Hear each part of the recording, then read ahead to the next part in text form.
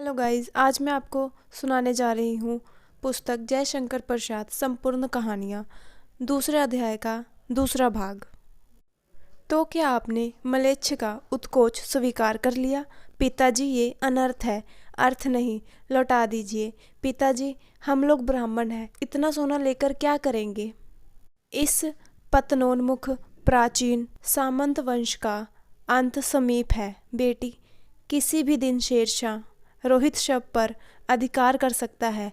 उस दिन मंत्री तब नहीं रहेगा। हे भगवान, विपदा के लिए इतना आयोजन, परम पिता की इच्छा के विरुद्ध इतना साहस। पिताजी, क्या भीख न मिलेगी? क्या कोई हिंदू भूपृष्ठ पर नहीं बच पाएगा जो ब्राह्मण को 2 मुट्ठी अन्न दे सके? ये असंभव है। फेर दीजिए पिताजी, मैं काँप रही हूँ। इसकी चमक आंखों को अंधा बना रही है। मूर्ख है कहकर चूड़ामणि चले गए। दूसरे दिन जब डोलियों का तांता भीतर आ रहा था, ब्राह्मण चूड़ामणि का हृदय धक धक करने लगा। वह अपने को रोक न सका। उसने जाकर रोहिताशव दुर्ग के तोरण पर डोलियों का आवरण खुलवाना चाहा। पठानों ने कहा, ये महिलाओं का अपमान है। बात बढ़ गई, तलवारें खींची, ब्राह्मण वही मारा गया। राजा रानी और कोष सब छली शेरशाह के हाथ पड़े। निकल गई ममता। डोली में भरे हुए पठान सैनिक दुर्ग में फैल गए, पर ममता ना मिली। काशी के उत्तर धर्मचक्र, बिहार मौर्य और गुप्त सम्राटों की कीर्ति का खंडर था। मगन चूड़ामणि तृण गुल्मों में ढके हुए प्राचीन ईंटों की ढेर में बिखरी हुई भारतीय शिल्प की विभूति ग्रीष्म चंद्रिका में अपने को शीतल कर रही थी। जहाँ भिक्षु गौतम का उपदेश ग्रहण करने के लिए पहले मिले थे, उसी स्फूर्त के भग्नावशेष की मलिन छाया में एक झोपड़ी के दीपलोक में वे एक स्त्री पाठ कर रही थी। पाठ रुक गया। एक भीषण और हताश आकृति दीप के मंद प्रकाश के सामने खड़ी थी। स्त्री उठी। उसने कपाट बंद करना चाहा, परंतु उस व्यक्ति ने कहा, माता, मुझे आश्चर्य चाहिए। तुम कौन हो? स्त्री ने पूछा। मैं मुगल हूँ। चौसा युद्ध में शेरशाह से विपन्न होकर रक्षा चाहता हूँ। इस रात अब मैं आगे चलने में असमर्थ हूँ। क्या शेरशाह से? स्त्री ने होठ काट लिए। हाँ माता, परंतु तुम भी वैसे ही क्रूर हो। वही भीषण रक्त की प्यास, वही निष्ठुर प्रतिबिंब तुम्हारे मुख पर भी है। सैनिक, मेरी कुटी में स्थान नहीं। जाओ कहीं दूसरा आश्रम खोज लो। गला सूख रहा है, साथी छूट गए हैं, अवश्य गिर पड़ा है। इतना थका हुआ हूँ, इतना। कहते कहते वह व्यक्ति थम से बैठ गया और उसके सामने ब्राह्मण घूमने लगा। स्त्री ने सोचा, ये विपत्ति कहाँ से आ गई? उसने जल दिया, मुगल के प्राणों की रक्षा हुई। वह सोचने लगी, सब विधर्मी दया के पात्र नहीं। मेरे पिता का वध करने वाले आतताई। घृणा से उसका मन विकृत हो गया। स्वस्थ होकर मुगल ने कहा, माता, मैं फिर चला जाऊं? स्त्री विचार कर रही थी। मैं ब्राह्मणी हूँ, मुझे तो अपने धर्म अतिथि देव की उपासना का पालना करना चाहिए, परंतु यहाँ नहीं, सब विधर्मी दया के पात्र नहीं। परंतु ये दया तो दया नहीं, कर्तव्य करना है। तब मुगल अपनी तलवार टेक कर खड़ा हुआ। ममता ने कहा, क्या आश्चर्य है कि तुम भी छल करो। ठहरो, छल नहीं, तब तक स्त्री जानता हूँ तैमूर का वंशधर स्त्री से छल करेगा।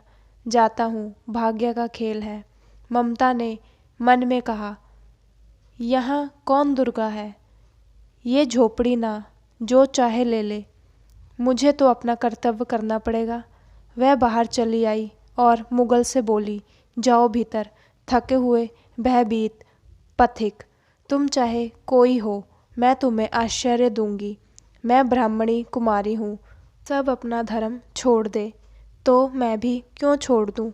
मुगल ने चंद्रमा के मंद्र प्रकाश में वह महिमाया मुखमंडल देखा। उसने मन ही मन नमस्कार किया। ममता पास की टूटी हुई दीवारों में चली गई। भीतर थके पथिक ने झोपड़ी में विश्राम किया। प्रभात में खंडर की संधि से ममता ने देखा, सैकड़ों अश्वरोही उस प्रांत में घूम रहे थे। वह अपनी मूर्खता पर अपने को कोसने लगी। अब उस झोपड़ी से निकलकर उस पथिक ने कहा, मिर्ज़ा, मैं यहाँ हूँ। शब्द सुनते ही प्रसन्नता की चित्कार ध्वनि में वह प्रांत गूंज उठा। ममता अधिक भयभीत हुई। पथिक ने कहा, वह स्त्री कहाँ है? उसे खोज निकालो। ममता छुपने के लिए अधिक सचेष्ट हुई। वह मार्गदाम में चली गई। दिन भर उसमें से ना निकली। संध्या में जब उन लोगों को जाने का उपक्रम हुआ तो ममता ने सुना पथिक घोड़े पर सवार होते हुए ही कह रहा था, मिर्ज़ा, उस स्त्री को मैं कुछ न दे सका। उसका घर बनवा देना, क्योंकि मैंने विपत्ति में यहाँ विश्राम पाया था। ये स्थान भूलना मत। इसके बाद वह चले गए। चौसा के मुगल पठान युद्ध को बहुत दिन बीत गए। ममता अब 70 वर्ष की वृद्धा है। वह अपनी झोपड़ी में एक दिन पड़ी थी। शीतकाल का प्रभात था। उसकी जीर्ण कंकाल खांसी से गूंज रहा था। ममता की सेवा के लिए गांव की 2-3 स्त्रियां उसे घेर कर बैठी थी, क्योंकि वह आजीवन सबके सुख दुख की सहभागिनी रही। ममता ने जल पीना चाहा। एक स्त्री ने सीपी से जल पिलाया। सहसा एक अश्वरोही उसी झोपड़ी के द्वार पर दिखाई पड़ा। वह अपनी धुन में कहने लगा, मिर्ज़ा ने जो चित्र बनाकर दिया है वह तो उसी जगह का होना चाहिए। वह बुढ़िया तो मर गई होगी। अब किससे पूछूं कि एक दिन शहंशाह हुमायूं किस छपरी के नीचे बैठे थे। ये घटना भी तो 47 वर्ष के ऊपर हुई है। ममता ने अपने विकल कानों से सुना। उसने एक स्त्री को कहा, उसे बुलाओ। अश्वरोही पास आया। ममता ने रुक रुक कर कहा, मैं नहीं जानती कि वह शहंशाह था या साधारण मुगल, पर एक दिन उसी झोपड़ी के नीचे वह रहा। मैंने सुना था कि वह मेरा घर बनवाने की आज्ञा दे चुका था। मैं आजीवन अपनी झोपड़ी खोदने वाले के डर से भयभीत ही थी। भगवान ने सुन लिया। मैं आज उसे छोड़े जाती हूँ। अब तुम इसका मकान बनाओ या महल। मैं अपने चिर विश्राम गृह में जाती हूँ। वहाँ एक अष्टकोश बना है और उस पर शिलालेख लगा। सातों देश के नरेश हुमायूं ने एक दिन यहाँ विश्राम किया था। उनके पुत्र अकबर ने उनकी स्मृति में ये गगनचुंबी मंदिर बनवाया, पर उसमें ममता का कहीं नाम नहीं था। अध्याय 3।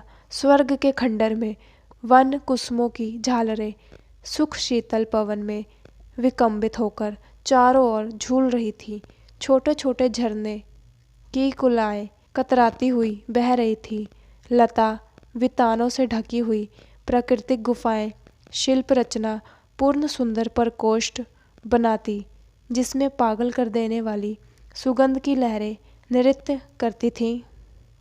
स्थान स्थान पर कुंजों और पुष्प शैयाओं का सम्मोहन, छोटे छोटे विश्राम गृह, पान पत्रों में सुगंधित मदिरा, भांति भांति के सुस्वादु फल फूल वाले वृक्षों के झुरमुट, दूध और मधु की लहरें के किनारे गुलाबी बादलों का क्षणिक विश्राम, चांदनी का निर्भत रंगमंच, पुलकित वृक्ष फलों पर मधुमक्खियों की भन्नाहट, रह रहकर पक्षियों के हृदय में चुभने वाली तान, मणिदीपों पर लटकती हुई मुलकित मालाएं, तिस पर सौंदर्य के छटे हुए जोड़, रूपावन बालक और बालिकाओं का हृदयहारी हास विलास, संगीत की आवाज गति में छोटी छोटी नावों पर उनका जल विलास।